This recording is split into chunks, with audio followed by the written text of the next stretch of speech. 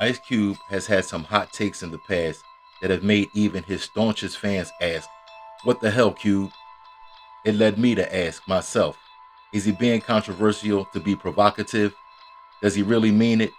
Or is he an industry plant? Thanks for watching the B-Boy Stance. If you like Ice Cube's music, but you question his angle sometime, like and subscribe. I hesitated to make this video because I am a fan of a lot of Ice Cube's music. I consider his first album in the top 20 best hip-hop albums of all time, but I had to keep it a stack. When I think about Ice Cube's career, where he came from, who he was with, what he rapped about, and juxtapose that with some of his political positions, I had to admit that I wouldn't be surprised if Ice Cube was an industry plant. I made a video about industry plants a while ago, but I didn't speak about Ice Cube. In that video, I described an industry plant as an artist who is barely known, barely talented, but suddenly everywhere in mainstream pop culture, dictating style, setting trends, and manipulating the masses through culture. Most times they are chosen as industry plants, and they have no idea. That's why they run around like they're really all that.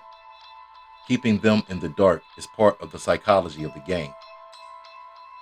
There is, I believe, another type of industry plant. These plants are chosen for their destructive properties, but they are willing participants in the scheme to demoralize the public as long as they are paid well and receive the prestige they desire. I believe that Ice Cube is of the latter ilk. And this is nothing new. As far back as the 1960s, the CIA was giving acid to some musicians and tracking and spying on others.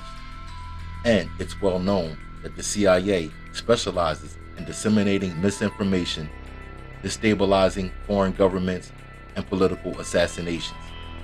If they can do all that, it's fairly easy to infiltrate an American subculture and contaminate it from within. Of course, I don't have any definitive proof that Ice Cube is an industry plant, as well as a CIA asset, but let's just look at some facts. Ice Cube was in a rap group called CIA before he was in NWA. Eerily coincidental or foreshadowing of what was to come. Ice Cube grew up in a modest, lower middle income family with both parents, went to school, played sports, and was not in a gang. We know he grew up in Compton and probably has been exposed to some elements of gang life, but Ice Cube was giving us first-person accounts of murder and gang life like as if he was living that life, but he wasn't. Meanwhile, do you know how many kids were influenced by Ice Cube negatively? Countless. Why didn't he make songs about how cool it is to stay in school or how stupid it is to shoot another black man? Because he wasn't drafted to do that. He was drafted to spread negativity and chaos in the black community and disguise it as him just telling the world what was going on in the black community. And if you don't think that the CIA and other roundtable groups don't come to the hood to exploit and control us, do yourself a favor and read about Freeway Rick Ross and how he met his CIA asset who gave him tons of cocaine in a nightclub in the hood. Remember when Eazy-E was invited to the White House by the Ronald Reagan administration in the early 90s? I do. People tried to justify it as a mistake, and Eazy-E went as a joke. If you believe that, you're still in the dark. The only mistake the White House made was that they thought Eazy-E was the dope rhyme writer because he was the unofficial leader of the group. For sure, they wanted to commend Eazy for doing such a great job of denigrating women and promoting a gangsta lifestyle that usually leads to jail or death. But once they realized Cube was the rhyme writer, it was all about him. Ice Cube met with Donald Trump under the guise of proposing some black financial plan or something.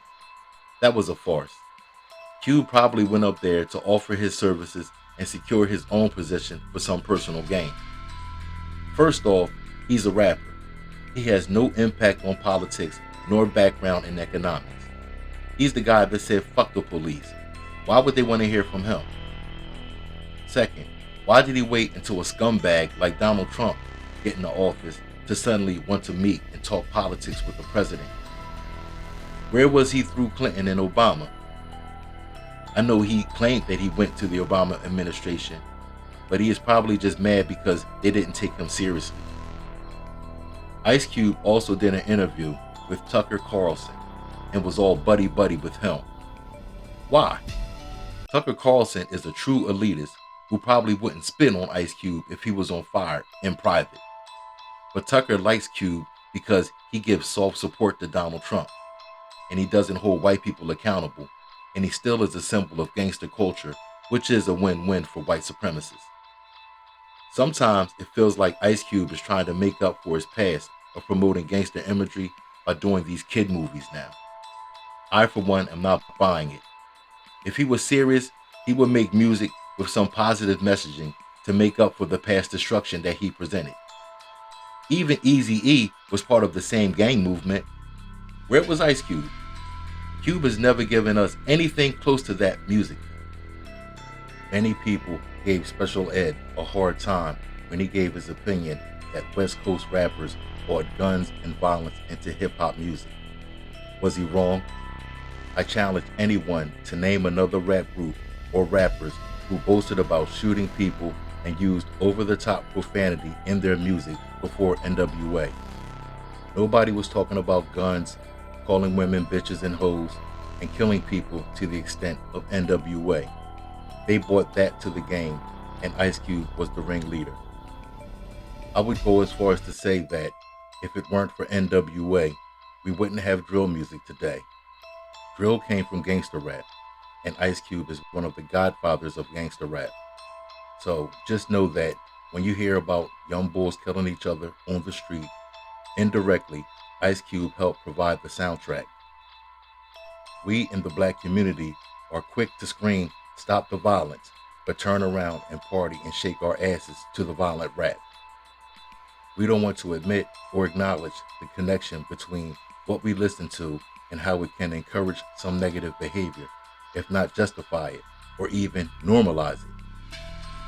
I will keep listening to America's Most Wanted and some other classics from Ice Cube, but I will always look at Ice Cube as a man with a skeptical eye and caution.